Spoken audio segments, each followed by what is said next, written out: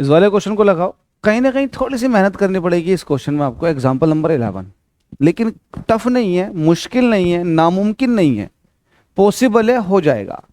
इस क्वेश्चन को अगर आपने लगा लिया तो काफी कुछ आपको समझ आ जाएगा मिरर के अंदर।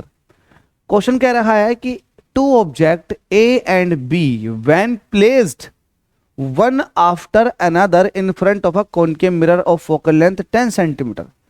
एक कॉनकेव लेंस है जिसकी फोकल लेंथ 10 सेंटीमीटर। पहला आपने ए ऑब्जेक्ट रखा, फिर आपने बी ऑब्जेक्ट रखा। आपने ये देखा कि दोनों ऑब्जेक्ट की जो इमेज का साइज है वो सेम बना। ये मैं नहीं कह रहा, ये क्वेश्चन कह रहा। देखो आपसे कह रखा है two object A and B when placed one after another in front of a concave mirror of focal length 10 centimetre form image of same size, equal size की इमेज।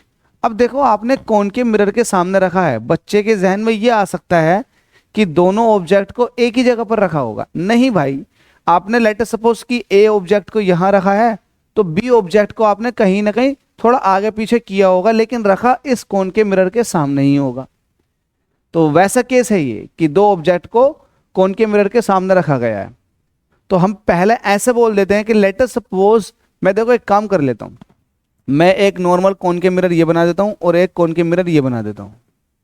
ठीक है भाई, मैं अपनी तरफ से ये ऑब्जेक्ट ए है, ये ऑब्जेक्ट बी है।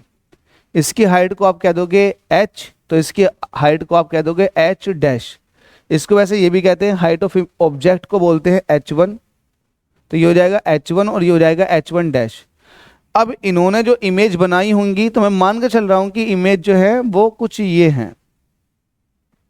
ठीक है, तो अब क्वेश्चन को देखिएगा ध्यान से। तो इमेज को बोलते हैं h2, तो ये हो जाएगा h2 और ये हो जाएगा, ये h1 हो गया, तो इसके लिए h2 का काम करेगा, और h1 डैश के लिए ये h2 डैश। इमेज जो हो गई h2 डैश, इनकी हाइट है। अगर आपने इसको ऐसे समझ लिया तो बड़ा मजा आएगा, क्योंकि चीजें बिल्कुल एकदम समझ में आ जाएंगी। आपसे कह रहा है दो ऑब्जेक्ट है ए और B when placed one after another in front of a concave mirror of focal length 10 centimetre. इस कॉनकेव मिरर की जो फोकल लेंथ दे रखी है आपको वो 10 सेंटीमीटर दे रखी है। माइनस साइन इसलिए लेते हैं क्योंकि ये कॉनकेव मिरर है।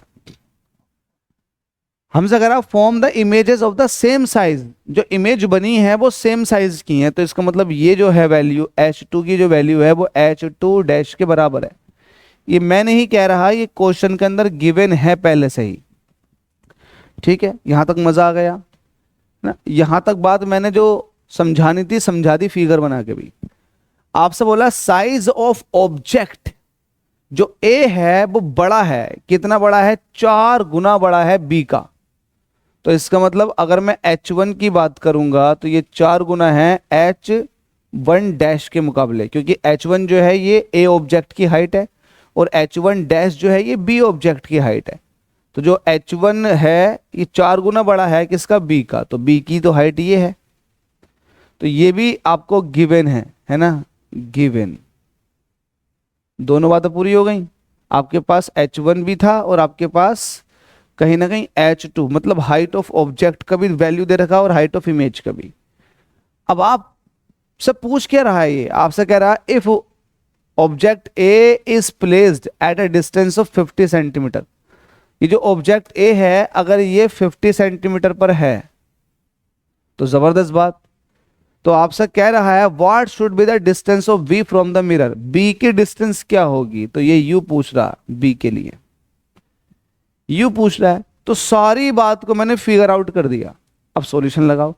आपको पता है एक चीज की मैग्निफिकेशन यूज हो रहा है, और मैग्निफिकेशन का formula in terms of you जो होता है उसका फॉर्मूला ये निकल कर आता है m is equal to F upon F minus U. तो आप लगा देंगे यहां पर सॉल्यूशन और आप कह देंगे हेयर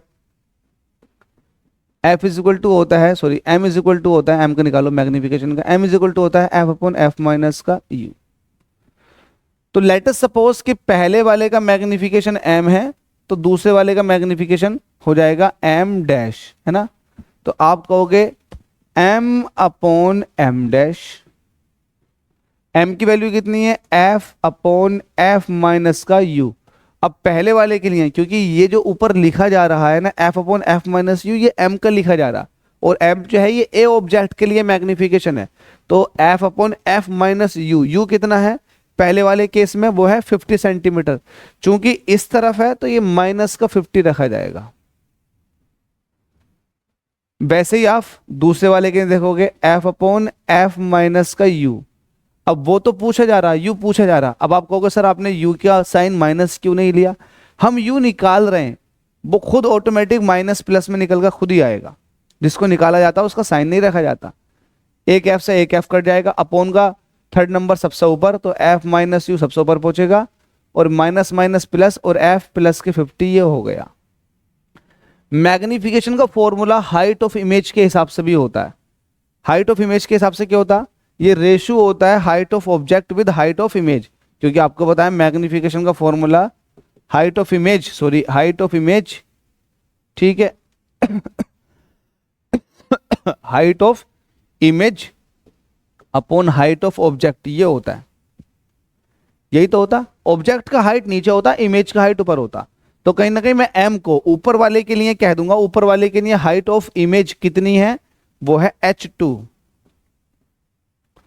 ठीक है। तो ऊपर वाले के लिए जब कह रहा हूं तो यहां को लिखूंगा h2, h2 ऊपर वाले के लिए। हाइट ऑफ इमेज कितना है, हाइट ऑफ इमेज देख के बताओ, h2 है, और हाइट ऑफ ऑब्जेक्ट कितना था, h1 था, तो h2 अपॉन h1।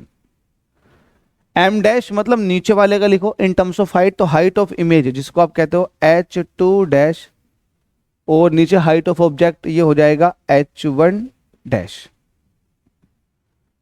ठीक है भाई। अब आपको यहां से पता है कि h2 जो है वो h2 डैश के बराबर है, मतलब h2 जो हो जाएगा वो h2 डैश के बराबर हो जाएगा, तो मतलब ये चीजें आपस में इक्वल है तो कट गई। अपॉन का थर्ड नंबर सबसे ऊपर चला जाएगा, तो h1 डैश अपॉन h1 ये सॉल्व होकर आ चुका है f माइनस का u अपॉन f प्लस का 50।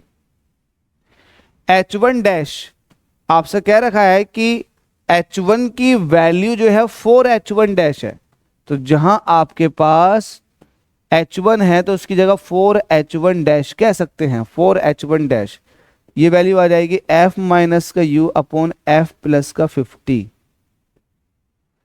h1 डैश से h1 डैश कटा, 1/4 इज इक्वल टू आ चुका है f माइनस का u अपॉन f प्लस का 50, क्रॉस मल्टीप्लाई f प्लस का 50 is equal to 4f minus का 4u, ठीक है। अब f कितना दे रखा, कौन के मिरर का माइनस का 10, तो जहां जहां f है वहां पर माइनस का 10 रख दो,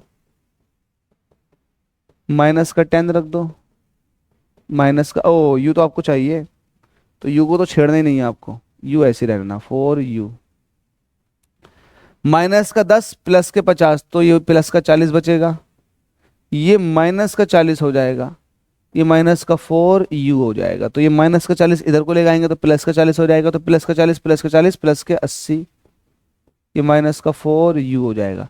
4 से काटोगे तो 4 दूनी 8, 20 हो जाएगा, तो u इज इक्वल टू आ चुका माइनस के 20 सेंटीमीटर, तो u जो होगा वो माइनस के 20 सेंटीमीटर आना चाहिए। तो एग्जाम्पल नंबर 11 को देख लेते हैं, u इज इक्वल टू कितना है, u2 is equal to minus के 20 सेंटीमीटर, एग्जैक्ट है। अगर डाउट हो तो कहीं पूछ लेना, इस बड़े से कॉम्प्लेक्स के क्वेश्चन को मैंने इसमें सॉल्व कराने की कोशिश की है।